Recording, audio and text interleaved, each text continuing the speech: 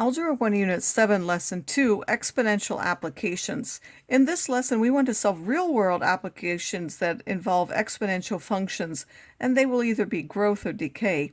We also want to write exponential functions given information about the function. So many of the applications that we saw in the previous lesson involve population sizes going up or down, and this in fact is one of the uses of exponential functions, but they can be used to model really any quantity besides a population which is increasing or decreasing at a constant rate.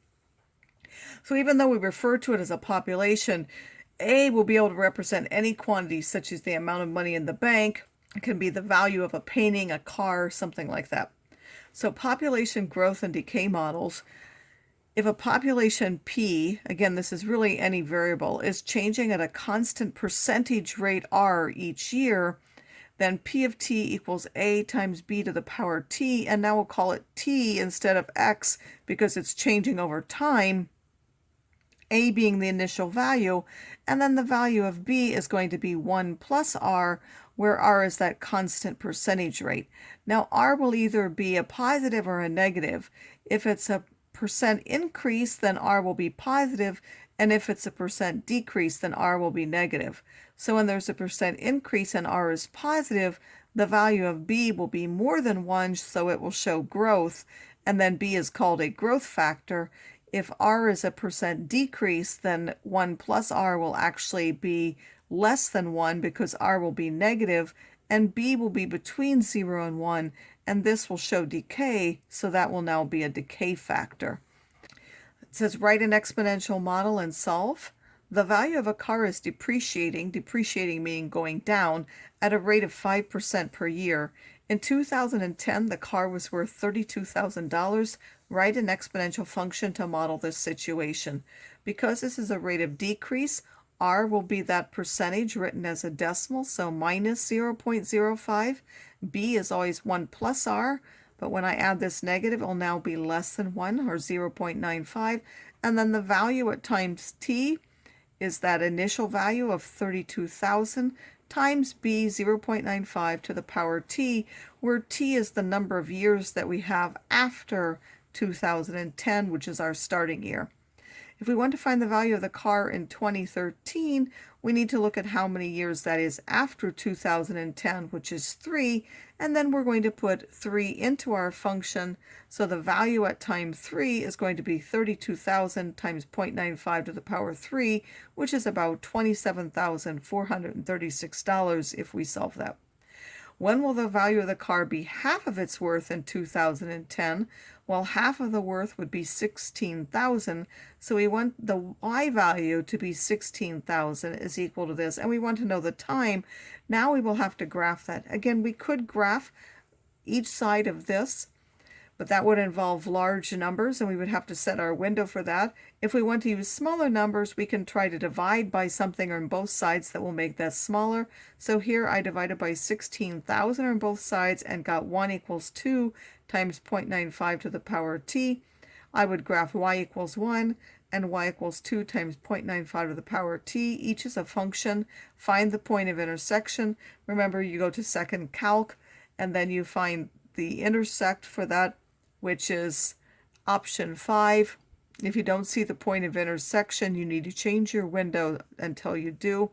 Graphing here gives T is about 13.51, so the car will be half its worth in about 13.5 years. To write an exponential function, we need 2 pieces of information, just like we did for lines.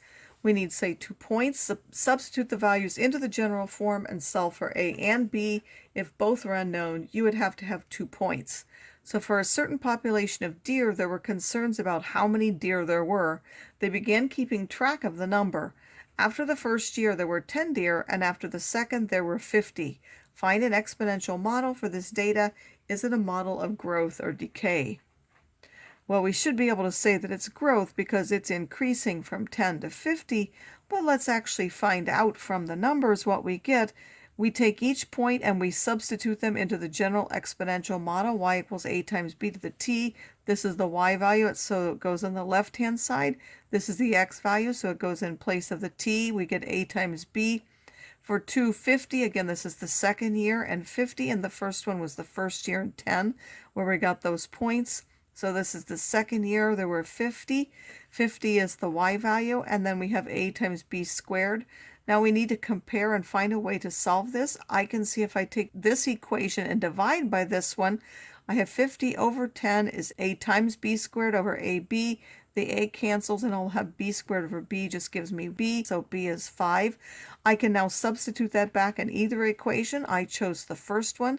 10 equals a times 5. Dividing both sides by 5 gives a equals 2. So the model is the number of deer times x is 2 times 5 to the power x. And because that 5 is a number more than 1, that of course is growth. How many deer would there be in 10 years?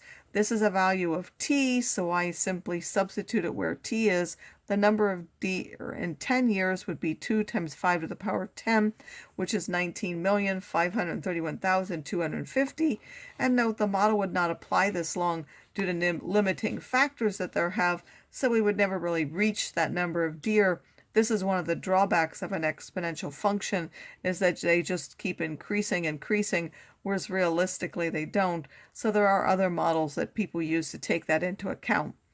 In how many years will there be 200 deer in the area? This is now the number of deer, so that would go on the left-hand side of the equation, and we're trying to find the x or the t value here. I'm not sure why I called it x. Calling it t would be the normal. But I have divided by 2, 5 to the power x is equal to 100. I can't write 100 as a power of 5, so I would solve this graphically, and I would get that x is about 2.86, so there would be 200 deer in about 2.9 years.